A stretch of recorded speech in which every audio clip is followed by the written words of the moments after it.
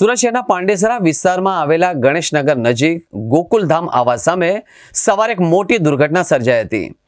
વહેલી સવારે રોડ પર અચાનક ઘસી જવાના કારણે અનેક મુસાફરો ભરેલી એક BRTS બસનો આગળનો ભાગ ઊંડા ખાડામાં ફસાઈ ગયો હતો। અકસ્માતમાં બસમાં સવાર 10 થી 12 મુસાફરોને નાની મોટી ઈજા પહોંચી હોવાનો અહેવાલ છે।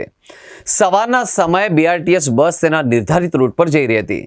એ દરમિયાન ગોકુલધામ આવાસ સામે મુખ્ય રોડનો એક મોટો ભાગ અચાનક જમીનમાં ઘસી પડ્યો હતો। રોડ ઘસવાની ઘટના એટલી ઝડપી અને અચાનક હતી કે ડ્રાઈવર બસ પર કાબુ મેળવે એ પહેલા જ ગાડીનો આગળનો હિસ્સો રોડ પર પડેલા ઊંડા ગરનાળા જેવા ખાડામાં ફસાઈ ગયો હતો।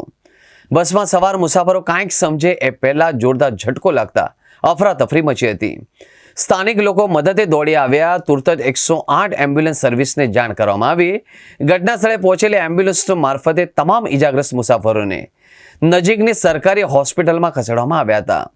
તબીબોએ કહ્યું કે હાલ તમામ ઈજાગ્રસ્તોની સ્થિતિ સ્થિર છે, કોઈ ગંભીર જાનહાનિ નથી। સ્થાનિક રહેશે તંત્ર સામે રોષ ઠાલવ્યો। વિસ્તારમાં અગાઉ પણ રોડ રસ્તાની બિસ્માર હાલત અંગે અનેકવાર રજૂઆતો ફરિયાદો પણ કરવામાં આવી, નક્કર કામગીરી કરવામાં આવી નથી। આ દુર્ઘટના બાદ ફરી એકવાર સ્માર્ટ સિટી સુરતના રોડની ગુણવત્તા, પ્રી મોન્સૂન કામગીરી અને મેન્ટેનન્સ સામે ગંભીર સવાલો ઊભા થયા છે।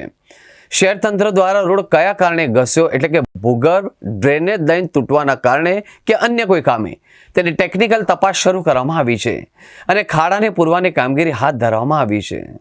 205 रूट नंबर 205 उन पाटा थे चौक सुखानी। क्या हुआ था? घटना क्या बनी? बीच रास्ते में बारिश चालू था, आगे कुछ दिखाई नहीं, खड्डा बिड्डा कुछ नहीं था, रास्ता साफ था, गाड़ी एकदम खड्डे में घुस गई। खड्डा पूरी थी? खड्डा था ही नहीं, एकदम खड्डा गिर गया। खड्डा गिर गया। हाँ, फिर क्या हुआ? कितने पहले 15 दिन पहले म्यूनसिपालिटी वाले ने काम किया था खड्डे का, मगर उसमें भराई किया नहीं, ऊपर ऊपर से काम करवा दिया। हम लोग को दिखा नहीं, साफ रास्ता है, तो गाड़ी खड्डे में चले गए। फिर कितने लोग इंजर्ड हुए? 9 आदमी। कौन से हॉस्पिटल लेके गए? सिविल हॉस्पिटल, बाकी तो चले गए प्राइवेट में। आपका नाम क्या बताया? बाबू साहेब कितने मंगावान। सालों से आप बस चलाते हैं? मेरे को 7 साल हो गए।